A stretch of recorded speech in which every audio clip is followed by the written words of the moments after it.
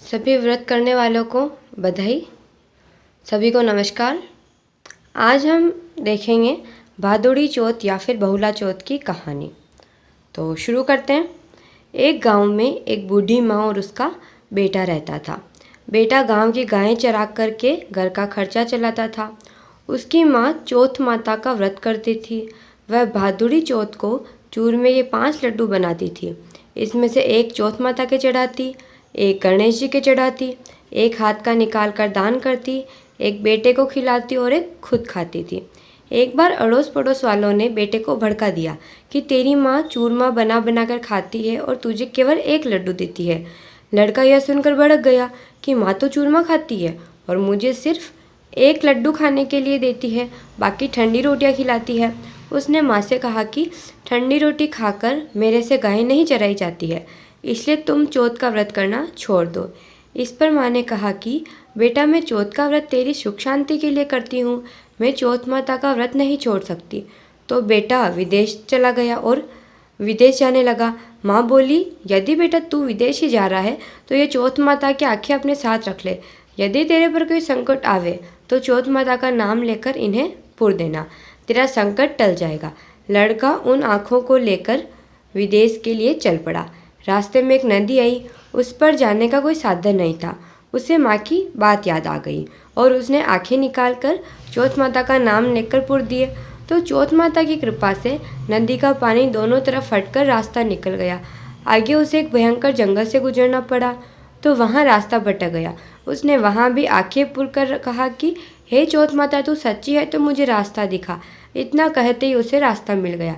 आगे चलकर वह एक गाँव में पहुँचा। उस गांव के राजा के यहाँ रोजाना बर्तनों का एक अवाह पकता, जिसमें एक आदमी की बलि दी जाती थी। वह लड़का एक बुढ़िया के घर पहुंचा तो उसने देखा कि बुढ़िया रो रही है। लड़के ने बुढ़िया से पूछा कि तुम्हें क्या दुख है, तुम क्यों रो रही हो? बुढ़िया बोली, मेरे एक ही बेटा है और कल राजा उसकी बलि चढ़ाएगा। इस पर लड़का बोला कि माँ घबरा मत, तेरे बेटे के बदले तुम मुझे भेज देना, तुम मुझे भर पेट भोजन करा दे। भोजन करके बुढ़िया ने अपने लड़के की जगह उसको सुला दिया। दूसरे दिन राजा का बुलावा आया तो बुढ़िया ने उस लड़के को भेज दिया। राजा के नौकर उसे ले जाकर अहाव में चुनने लगे तो वह आंखें पुरकर जल का कलश लेकर बैठ गया और बोला, हे चौथ माता, तू मेरा संकट टालना। अहाव सुनकर आग लगा दी गई। महीने भर में पकने वाली अहाव एक ही दिन में पक गई। यह जानकर राजा को बड़ा अचरज हुआ। राजा खुद देखने आया और नौकरों के अहाव के कलश उतारने को कहा। नौकर कलश उतारने लगे तो अंदर से आवाज़ आती है और बर्तन धीरे धीरे उतारना। आवाज़ सुनकर सभी अचरज में पड़ गए। बर्तन हटाकर उसे निकाला और पूछने लगा, भाई तुम कौन हो? तब उसने कहा, मैं वही आदमी हूँ जिसको आप अहाव में चुन दिया था। राजा ने पूछा, तुम बचे कैसे? तो उसने कहा, मेरी माँ चौथ माता का व्रत करती है, मुझे चौथ माता ने ही बचाया है। तब राजा ने 2 घोड़े मंगाए, एक पर खुद बैठे और दूसरे पर उस लड़के को बिठाकर उसके हाथ पैर जंजीरों से बांध दिए और कहा, यदि यह जंजीर खुलकर मेरे हाथ पैरों में आ जाए तो मैं चौथ माता को सच्ची मानूंगा।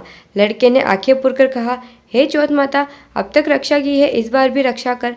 देखते देखते उसकी जंजीरें खुलकर राजा के हाथ पैरों में जा गिरी। तो राजा ने कहा, तेरी चौथ माता सच्ची है। राजा ने अपनी कन्या का विवाह उससे कर दिया और बहुत धन माल देकर विदा कर दिया। लड़का गांव के पास पहुंचा तो लोगों ने जाकर बुढ़िया से कहा, तेरे बहू बेटे आ रहे हैं। यह सुनकर वह खुशी से नाच उठी। बेटा उसके पैरों में गिर पड़ा। बेटे ने कहा, माँ, यह सब तेरी चौथ माता के व्रत का फल है। इसके बाद उसने सारे नगर में ढूंढी पिटवा दी कि सभी चौथ माता का व्रत कर रहे हैं। राजा ने यह भी कहला दिया कि सब चौथ माता का व्रत करेंगे, हो सके तो 12 महीनों की नहीं तो कम से कम 4 चौथ का व्रत अवश्य करना। बोलो चौथ माता की जय हो।